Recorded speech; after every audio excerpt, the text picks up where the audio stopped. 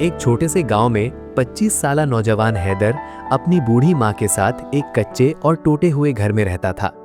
हैदर की जिंदगी में गुर्बत तो बहुत थी, मगर उसके दिल में अपनी माँ के लिए बेहद मोहब्बत और एहतराम था। उसका बाप कई साल पहले इस दुनिया से जा चुका था, इसलिए घर की सारी जिम्मेदारी हैदर के कंधों पर थी। हर सुबह हैदर मजदूरी की तलाश में गांव से शहर की तरफ निकल जाता। कभी उसे काम मिल जाता और कभी पूरा दिन खाली हाथ वापस आना पड़ता, लेकिन इसके बावजूद वो कभी अपनी माँ को परेशान नहीं होने देता था। वो हमेशा मुस्कुराकर कहता, अम्मी जान, एक दिन अल्लाह हमें भी खुशियाँ देगा।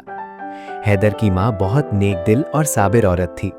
वो हर नमाज के बाद हाथ उठाकर अल्लाह से अपने बेटे की कामयाबी और खुशियों के लिए दुआ करती। उसकी आंखों में अक्सर आंसू होते, मगर जुबान पर हमेशा शुक्र होता। वक्त गुजरता गया। एक दिन हैदर ने फैसला किया कि वो शहर जाकर मेहनत करेगा ताकि अपनी माँ की जिंदगी बेहतर बना सके। शहर जाकर उसने बहुत सख्त मेहनत शुरू कर दी।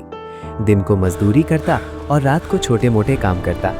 कई बार वो थक कर गिरने के करीब हो जाता, मगर उसे अपनी माँ की दुआएं याद आती और वो दोबारा हिम्मत कर लेता।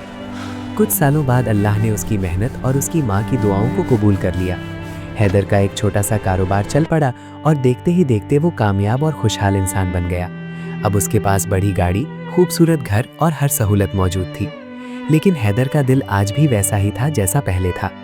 एक दिन वो अपनी माँ के पास आया, उसके हाथों को चूमकर आंखों से लगा लिया और कहा, अम्मी जान, अगर आज मैं कामयाब हूँ तो ये सिर्फ आपकी दुआओं की वजह से है।